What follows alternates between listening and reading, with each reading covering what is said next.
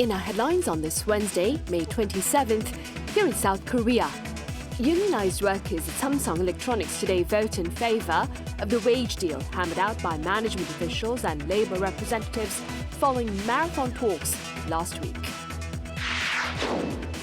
Also, on the local front, President Lee Jae-myung attends Korea's Ocean Day commemoration event in the southern port city of Busan earlier today, where he reaffirmed the importance of the freedom of navigation. Elsewhere, Iran condemns recent U.S. strikes as, quote, a grave violation, but remains committed to efforts to end its conflict with the U.S. And the Trump administration, for its part, appears cautiously optimistic about an eventual agreement. Samsung Electronics now has a new wage system in place as over half of its unionized workers have voted in favor of the deal reached between management officials and labor representatives last week. Our business correspondent Park Chun-han starts us off.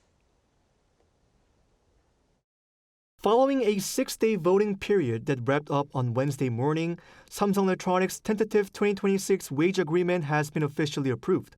The joint union negotiation team announced on Wednesday morning that the deal passed with a 73.7% approval, securing over 46,000 votes in favor. Under union rules, the agreement required participation from at least half of the eligible voters and a majority approval to pass. The vote cleared those requirements, recording a final turnout of 95.5%. The two sides agreed on a 6.2% average wage increase, along with expanded welfare benefits like a new company housing loan system worth up to 500 million Korean won, or roughly $333,000. The core of this new deal is introducing a brand new special management bonus for the Device Solutions, or DS, the company's semiconductor and electronic components division.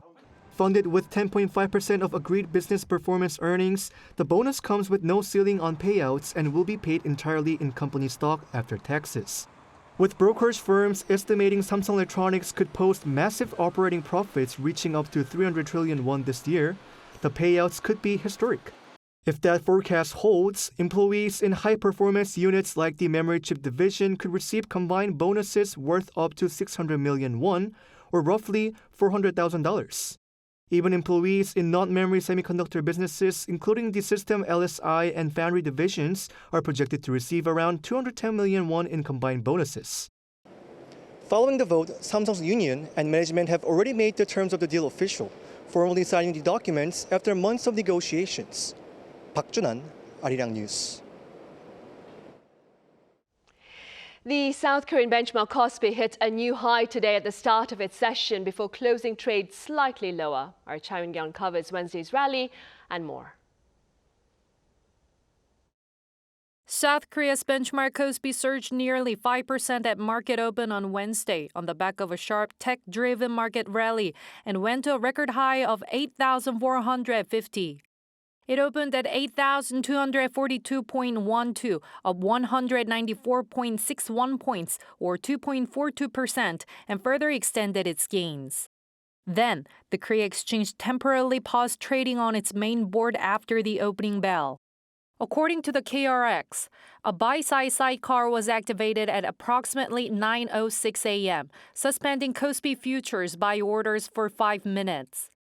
A buy-side sidecar is triggered whenever the KOSPI 200 futures index surges by 5% or more and holds that level for at least 1 minute. The KOSPI closed at 8,228.70. The relentless rally in the memory chip sector is gaining traction, propelling the market values of both Micron Technology and SK hynix past the $1 trillion milestone for the first time. On the New York Stock Exchange, the U.S. memory chip maker Micron Technology skyrocketed nearly 20% on Tuesday local time, pushing its market capitalization past $1 trillion. Meanwhile, South Korea's SK hynix crossed the 1,600 trillion won mark in market capitalization, becoming the second domestic company after Samsung Electronics to join the $1 trillion global club. According to the company's market cap, a website tracking global market capitalizations, Samsung Electronics and SK hynix rank 11th and 12th respectively among the world's most valuable companies. Micron came 14th. Investors and analysts expect memory shortages to last in the near future, giving them unusual pricing power over the world's largest technology companies. Cha Yoon-kyung, Arirang News. And South Korea's corporate business sentiment rose for the third month in a row in May to hit its highest in well over 3 years. According to the Bank of Korea on this Wednesday, the composite business sentiment index reached 98.9, up 4 points on month, driven by stellar chip exports and a relatively stable supply of raw materials.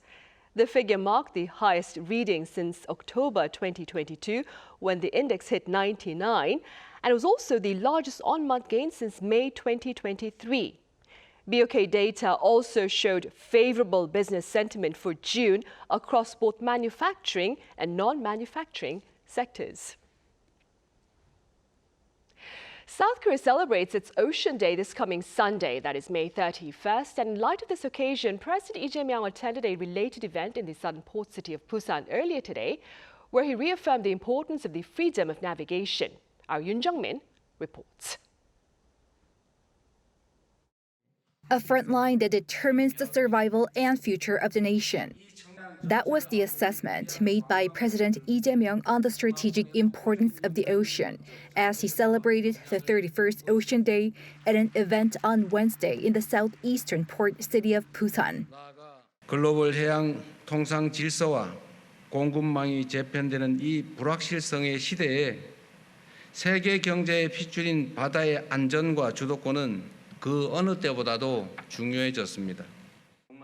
He went on to emphasize the importance of freedom of navigation.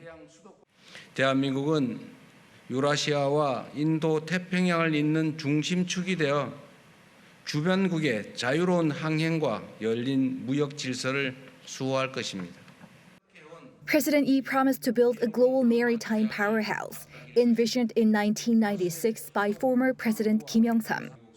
He also vowed to nurture logistics and port businesses as national strategic industries and turn Busan into the country's maritime capital. 이는 대한민국이 치열한 글로벌 경쟁에서 살아남기 위한 생존 전략인 동시에 해양 강국의 비전을 일자리와 지역의 활력으로 직결시키는 균형 성장 전략의 핵심이기도 합니다. The government plans to create a maritime cluster in Busan, encompassing related public institutions, a court specialized in maritime affairs, and a regional investment bank. South Korea observes Ocean Day on May 31st to highlight the importance and value of the ocean. Later in the day, President Lee was briefed on preparations for an upcoming meeting of the UNESCO World Heritage Committee in the port city. Noting the power of K-culture and K-heritage, he instructed officials to fully prepare public transport, accommodation, and safety of overseas guests. Yoon Jung-min, Arirang News.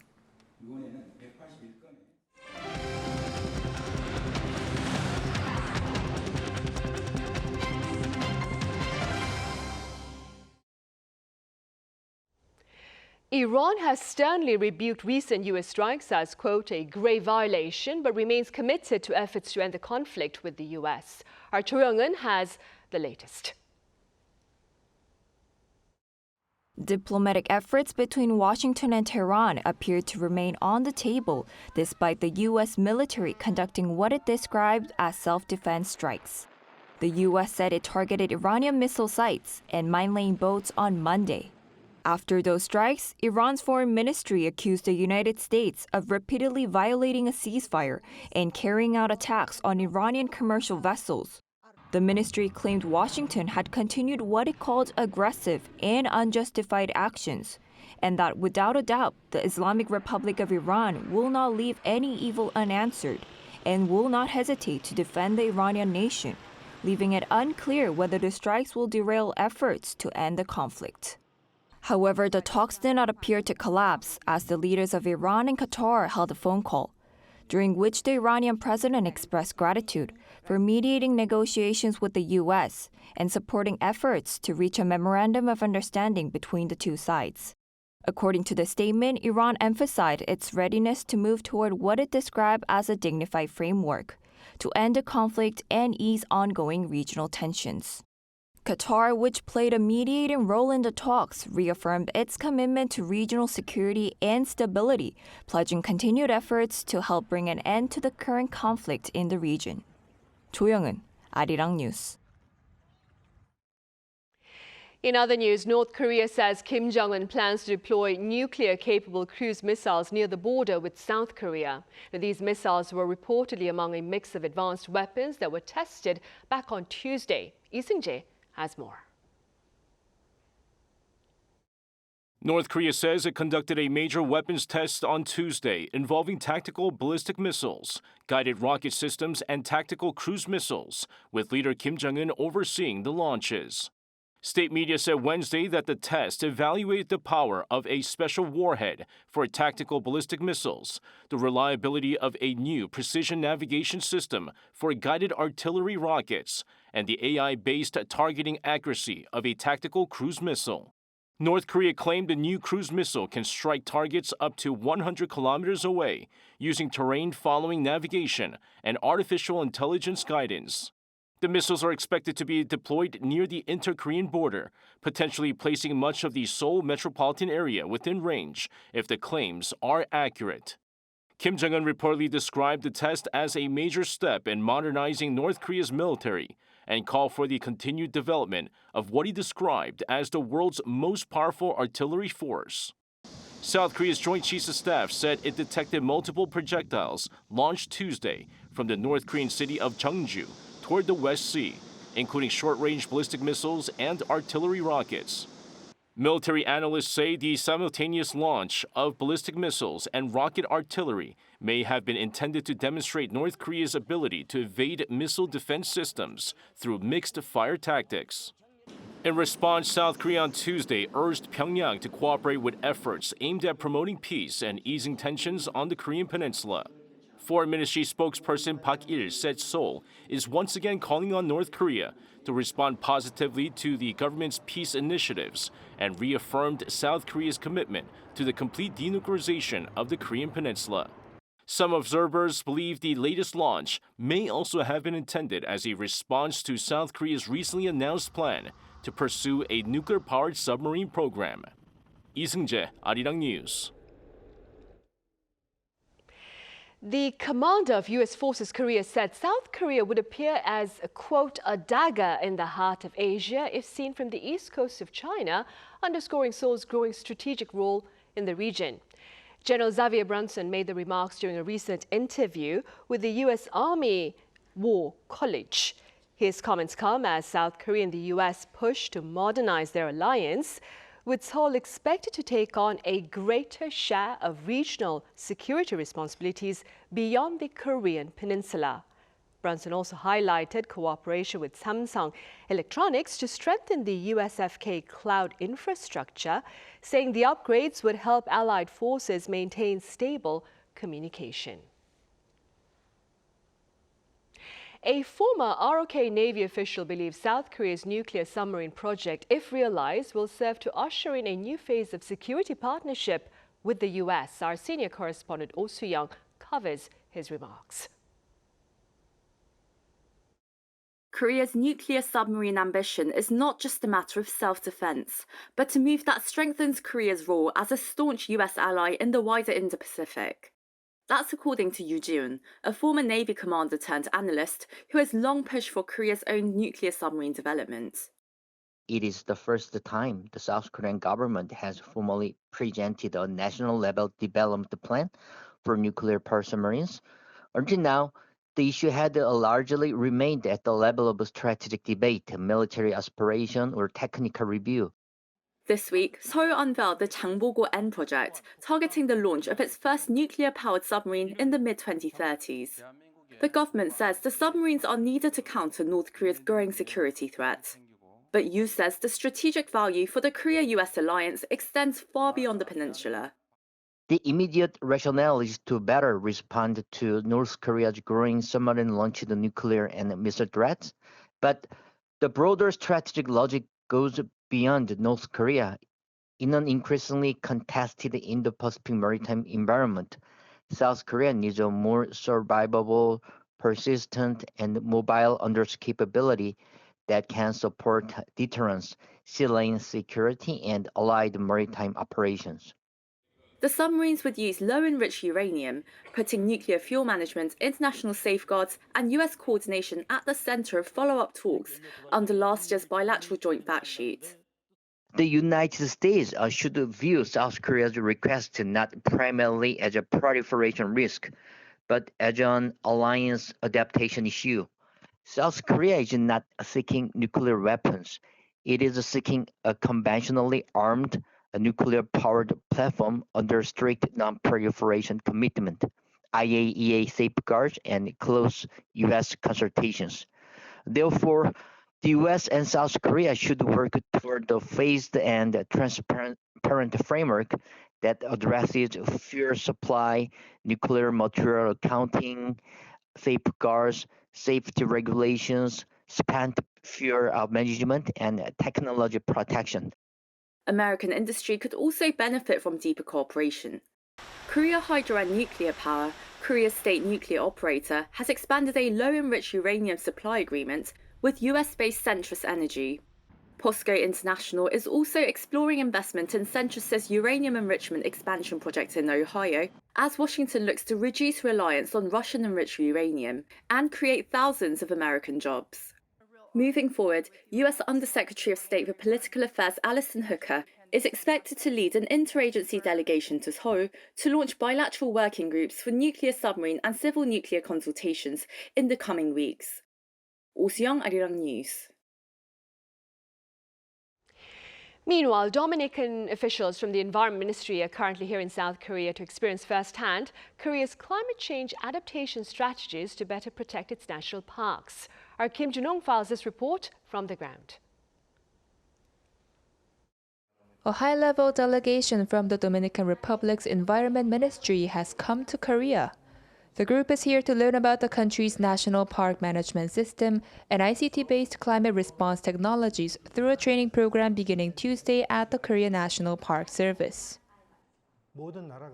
Managing protected areas amid climate change is becoming a common challenge worldwide. Korea has responded by integrating ICT, and we hope to share that experience through this training. The training, which runs for approximately 10 days, is part of an official development assistance program led by the Korea International Cooperation Agency.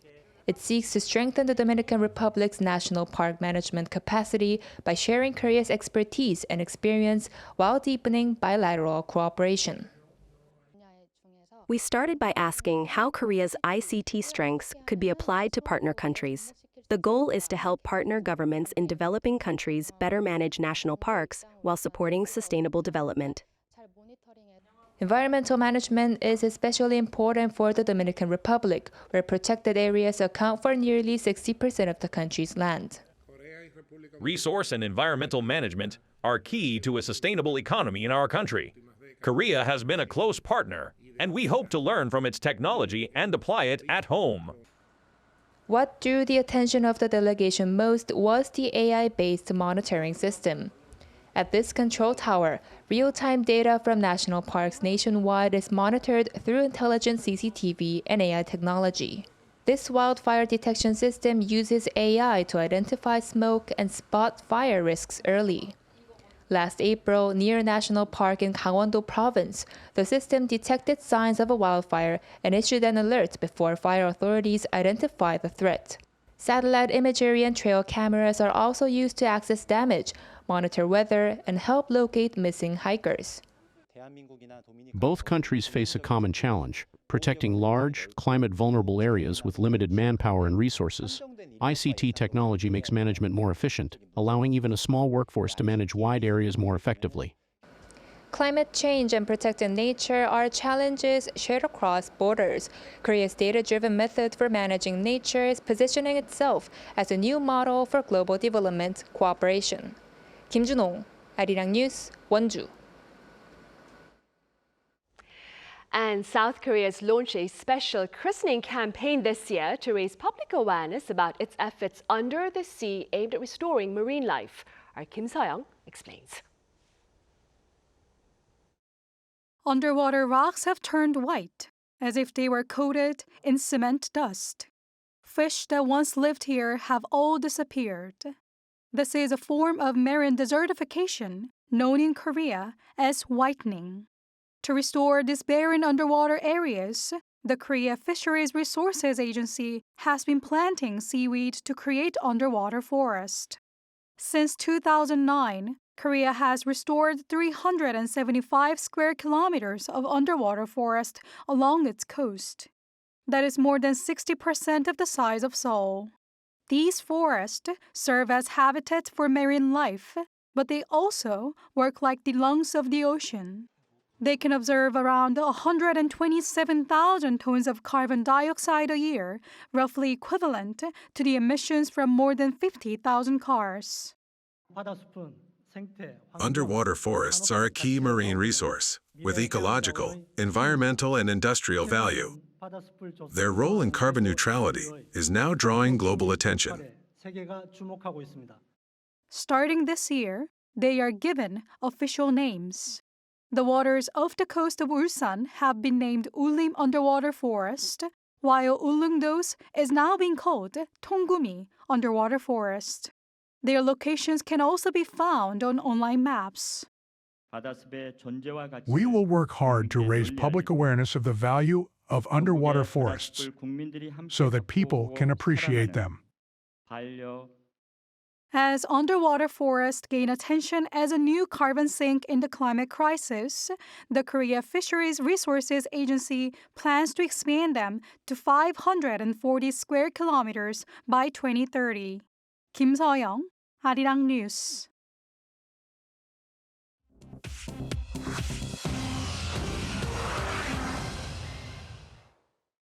This is The World Now, bringing you everything you need to know from around the globe. In Belgium, a train struck a school minibus at a level crossing on Tuesday, killing 4 people, including 2 special needs pupils. The driver and a chaperone for the students also died. 5 other children were seriously injured. The crash in the town of Buggenhout happened despite the crossing barriers being down. It is not yet clear how the minibus entered the path of the train. The train was traveling at an estimated 120 kilometers per hour. None of the passengers aboard the train were hurt. An investigation has been opened, and authorities said an autopsy on the bus driver will be carried out. U.S. memory chip maker Micron Technology joined the $1 trillion market cap club on Tuesday after shares jumped 19% to close at a record high. The surge came as brokerage UBS more than tripled its price target on the stock to $1,625. Micron is one of only 3 companies globally that can make high-bandwidth memory chips at scale, alongside South Korea's Samsung and SK hynix. Its entire 2026 supply of those chips is already sold out, suggesting demand is outpacing capacity. Micron is now the 11th largest U.S. public company after its stock hit 28 record highs in 2026, while shares have risen more than 8-fold in the past 12 months. NASA on Tuesday unveiled the next steps in its plan to build a permanent base on the moon's south pole by 2032, awarding contracts to Blue Origin, Intuitive Machines, and Astrobotic to build robotic landers, hopping drones, and surface vehicles. The agency wants to send 25 robotic launches to the moon by 2029 before humans arrive. A nuclear and solar-powered base would allow the U.S. to conduct scientific experiments, mine resources, and support future missions to Mars. However, experts warn NASA's timeline is unrealistic, as SpaceX's Starship, the key spacecraft needed to land humans on the moon, has faced repeated setbacks. Chu Ji-hyun, Arirang News.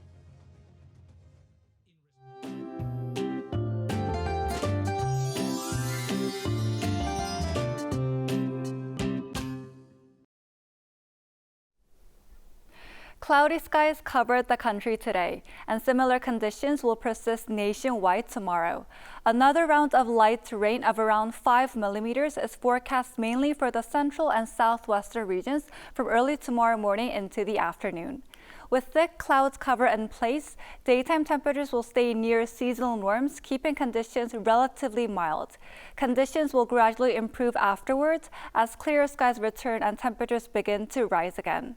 Toward the end of the week, we'll be able to see warmer weather with early summer heat.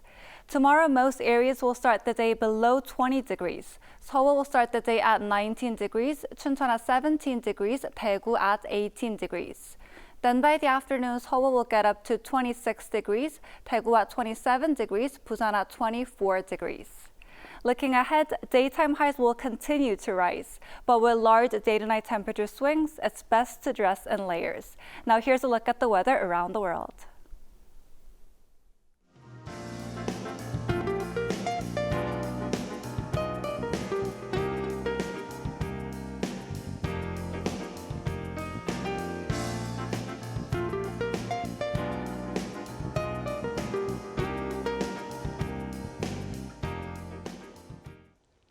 Those are the headlines at this hour here in South Korea. As always, thank you for watching.